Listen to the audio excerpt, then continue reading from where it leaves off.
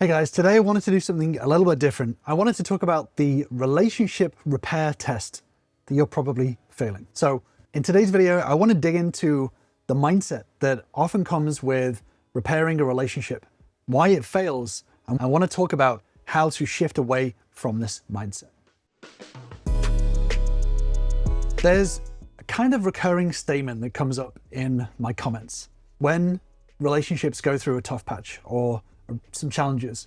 Oftentimes, the thing that comes up is a test that people do for their partner. And the test usually starts like this, and let me know in the comments you've thought this or said this out loud. If they loved me, they would. Now, this test doesn't just happen in difficult relationships. This is a common myth that a lot of us get stuck in our heads, especially when it comes to Hollywood movies, romantic movies, and things like that. This "if they loved me" test is actually one of the most destructive habits in relationships. So it feels like a standard for love, but it actually becomes a recipe for resentment. So I want to break down why this thought pattern is so toxic and how it can block not just relationship repair, but growing and building a relationship. So how does it manifest? It's not always the exact words, "if they loved me, they would." But oftentimes it manifests in ways such as, if they loved me, then they would know what I want. If they loved me, then they would do this for me. If they loved me, they would try. If they loved me, they would work on the relationship. If they loved me, they would accept me for who I am. And this test actually becomes quite toxic in many different ways. The first way is that it creates this mind-reading expectation. This mindset assumes that love grants people psychic abilities. So you expect your partner to intuitively know your needs, your triggers, your desires, without you really having to voice them. Or you voice them once and you expect it to stick in their mind in exactly the same way that their own needs, wants, desires would be placed in exactly the same place as their own. So what it does is it disempowers you. It puts all of the onus on your partner and basically creates a dynamic with your partner where you create a test that they don't even really know about. And then they fail it over and over again because you set the standards for this test, thinking to yourself, if they loved me, they would know what I wanted. The truth is that love is about constant connection, not clairvoyance. So even the most thriving relationships have different internal maps.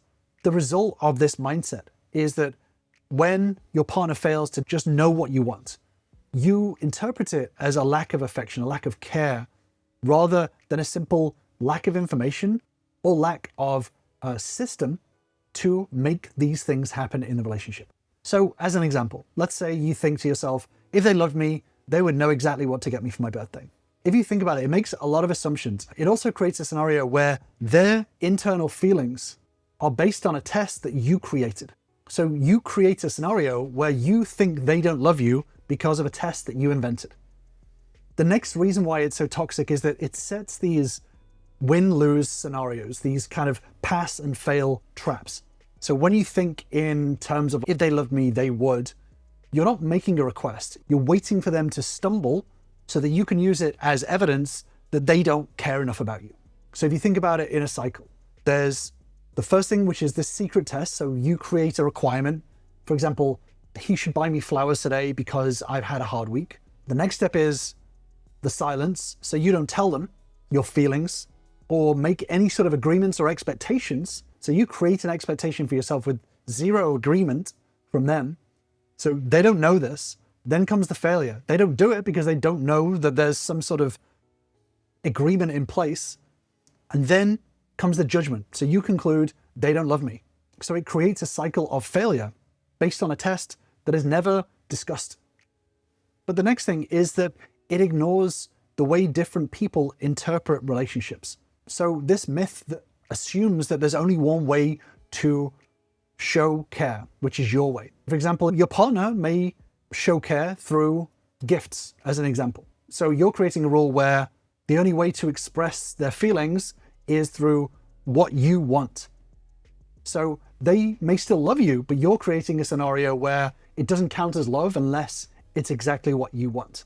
So you completely miss any other ways that they may be expressing love. And again, this becomes a rule that is not discussed, it's not expressed, there's no systems tweaked. And again, we'll talk about this in a second, in order to achieve that goal, if that makes sense.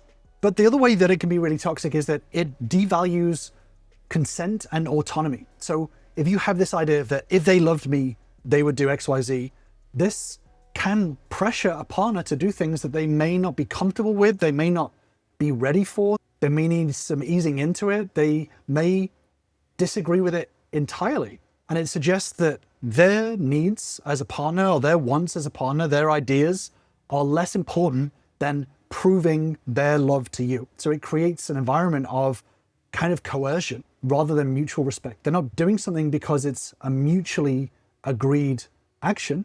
They're doing something because they feel like they have to do it in order to prove their feelings for you.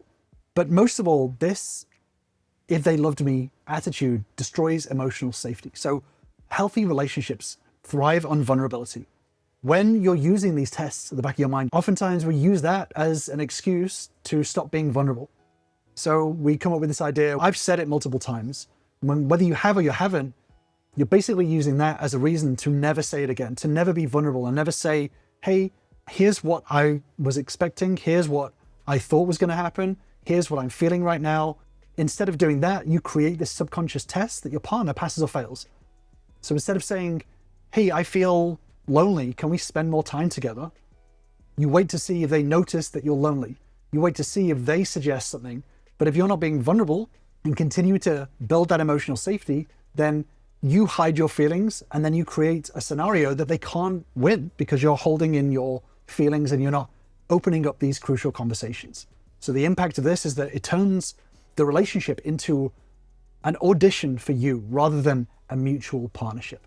And this is why building emotional safety is always the foundation of a relationship. There are three main core elements of relationships: emotional safety, intellectual intimacy, and goal synergy.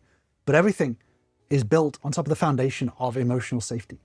And obviously this is just a YouTube video, so I can't dig fully into it. But if you do want to deeper dive into all of this, understanding the three core elements of relationships and how they interact, then join my relationship bootcamp, where you'll learn the same steps and tools that all my members use to start turning their relationships around and repairing their relationships.